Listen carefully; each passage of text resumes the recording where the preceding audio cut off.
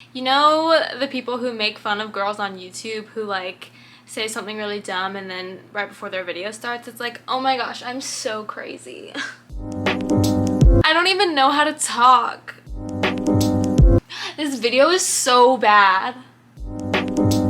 That's how I feel right now because I haven't filmed one of these videos in a hot minute. Like 2 weeks, 2.5 weeks.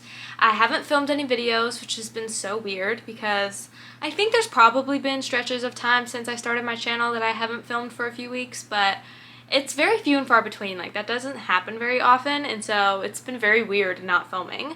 I was really busy moving out of my apartment, so the background that you guys are used to is never gonna be seen again.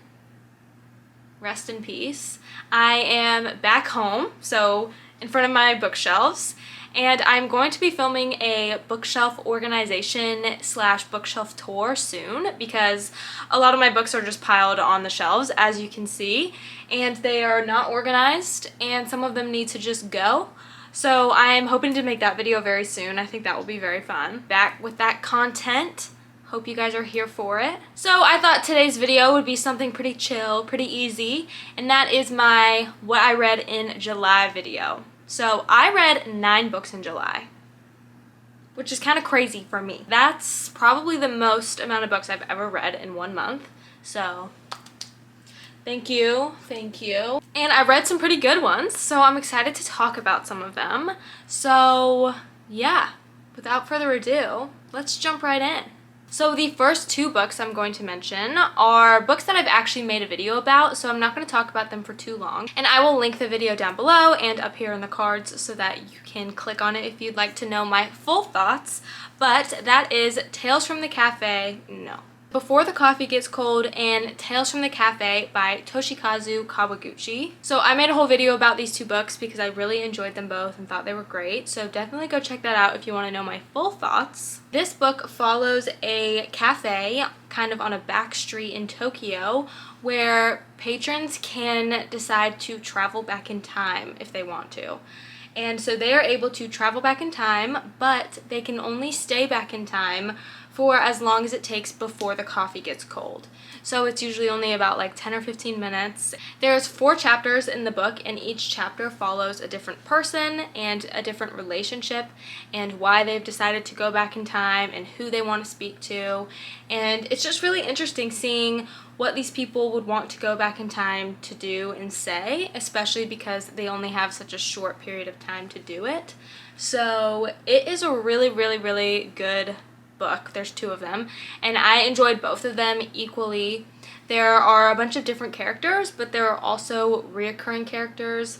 There are characters who run the cafe who are also like characters that you really start to love and care about. It's interesting because a lot of these characters have regrets and they go back in time, and you're able to kind of see how saying what they really feel and saying their true feelings, how that was able to kind of help them move forward in life. And it's just a feel-good book. It made me tear up a little bit because it's very relationship based and some of it is very sad, but very, very good. And I'm so excited for the 3rd book, which is coming out later this year, so very excited for that one. I'm also going to talk about 3 books that I read, but I'm not really going to talk about them because I'm planning on making a whole separate video about them, and hopefully it will be my next video that I publish, so stay tuned for that. I'm very excited. But I read all 3 of Sally Rooney's books this month. Very exciting. I had never read any Sally Rooney before, and so I thought it would make a fun video to read all of them, and I vlogged me reading them, and I'm gonna rank them and give them my ratings and just my thoughts about them. So I did read all 3 of those this month, and you will see my thoughts on that in my next video, so make sure you're subscribed so that you can see when I post that if you are not already subscribed. But I'll give kind of like my overall thoughts, but I'm not going to give too much away. But I really enjoyed 2 out of the 3. There was one of them that I didn't love so much, so that'll be a little surprise for when you see the video.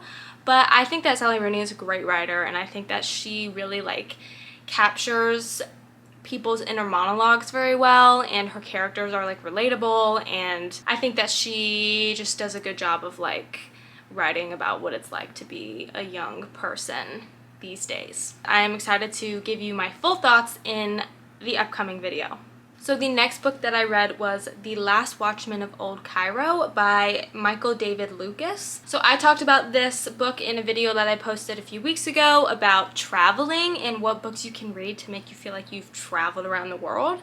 And so this book does have a very strong sense of place and being in Cairo during different centuries, which was really cool. So this book is about a line of Muslim men who are tasked with being the watchmen over this Jewish synagogue in Cairo, and it goes back and forth between like 1000 AD to the present day, and it's about the descendants of the original watchmen, and it's really interesting. There's like this magical Ezra scroll that is supposed to be hidden in the synagogue, and people want it, and I'm not doing a very good job of explaining the plot. I think it does a good job of like transporting you to Cairo, and it makes me want to go there, and the plot was really interesting. You care about all the characters, and it was a good book. I enjoyed it. So the next book that I read this month was actually a book of poetry. Who is she? If you guys have been watching my channel for a while, you know that poetry is like not really my jam. I feel like it's hard for me to understand and like relate to a lot. I just really prefer prose. I feel like prose and poetry can both convey similar emotions, just in different ways, and prose is usually the route that I like to take. But I decided to read this book of poetry called Faithful and Virtuous Night by, oh wait, I have it right here. So I read Faithful and Virtuous Night by Louise Gluck. I think it might be Gluck because it's like a fun little U with 2 dots on top, or Gluck, I don't know. It's funny because it kind of follows a overarching story with all the different poems, but they're also like poems that can like stand alone. Her poetry was not super like abstract to the point where like I didn't know what she was talking about. It was very like descriptive, and I really liked that because it felt like she was kind of just describing like these feelings and using these metaphors to explain how she was feeling, but not in a super like convoluted way. So I really enjoyed this book of poetry. It made me not fear the genre as much anymore.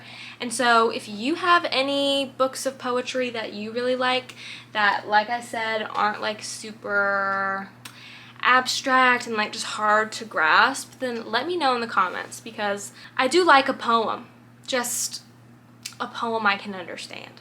Next up, I read Pure Color by Sheila Heti. I had seen, I think, the cover for this a few times just online, and I decided to actually read it because they had it at my library, and the cover's like so interesting. I love how it's literally just a blob of green.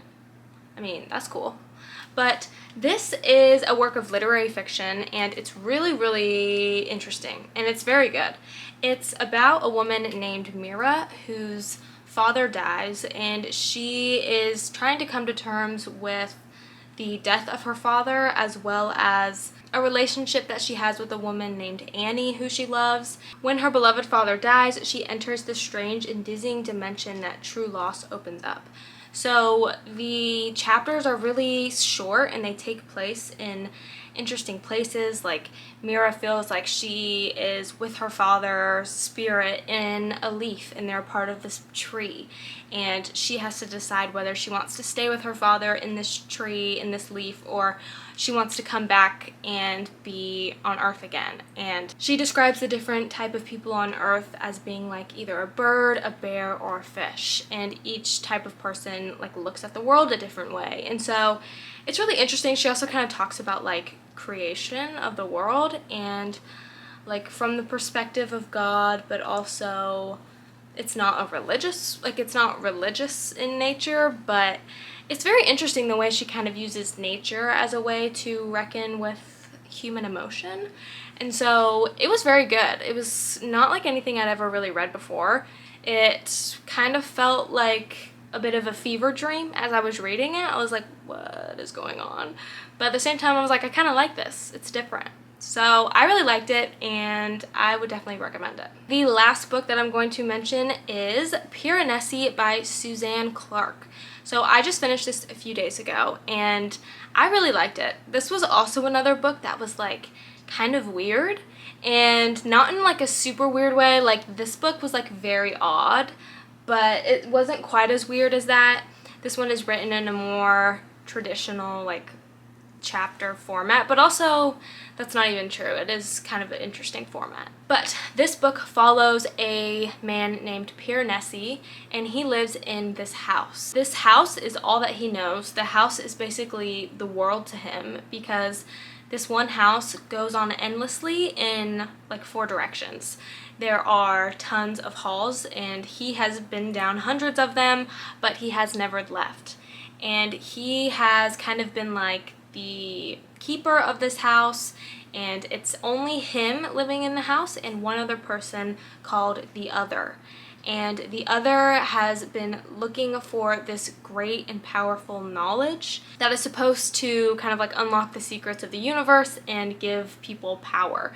And Piranesi has been helping him a little bit, but they don't spend tons of time together. Piranesi is pretty much alone. And in the halls of this house, there are tides and oceans in the bottom floors, as well as skies and clouds in the top floors. And he's like living in this like alternate reality inside this great house with statues everywhere. You're reading this book and you're like, what's going on? Like, where is this house? Is this house the real world, or is something else going on? Things start to happen to Piranesi, and he starts to realize that maybe things aren't exactly what they seem, and maybe what is going on in this house is not completely good, and maybe there's a little bit of sinister reasonings for why he's there, and you know, the people that he encounters. And so I read it like in 2 or 3 days maybe, because it was very captivating. Like, I found myself keep wanting to read it because I was like, what's going on? Like, why is this happening? What's gonna happen next? And it was very good. I could see how it would be a little tough to get into, because the first few chapters like really are kind of repetitive, and you're just following Piranesi throughout his day. But I was still interested by it, and I was just like trying to figure out what was going on. The world was just something super intriguing and unlike anything that I've ever read before. Okay, you guys, those are all the books that I read in July. I realized that I only like really talked about 6 books, not the 9 that I read, because my upcoming video about Sally Rooney's books will go into more depth about those ones. So stay tuned for that. I'm very excited to talk about these books. But yeah, I read some good things this month. July feels like it was so long. I don't know if it's just me, but the fact that Before the Coffee Gets Cold is the first book that I finished this month is insane, because I feel like I read that book months ago, but it was literally only 4 weeks ago. So crazy. Crazy, crazy. What is life? What is love? Baby, don't hurt me. Thank you for watching this video. Thanks for coming back to my channel, even though we took a brief hiatus, but I'm hoping to get back to a more consistent uploading schedule. I just took a little break because I had a lot of stuff going on in my life. So I'm back, I'm settled, and I am ready to keep making more vids for you guys. Let me know what you've been reading recently in the comments. What did you read in July that you really liked or would recommend? Don't forget to like this video because it really helps me and my channel if you do so, as well as subscribe if you want to see new videos from me in the future. Thank you again for watching, and I will see you in my next video. Bye.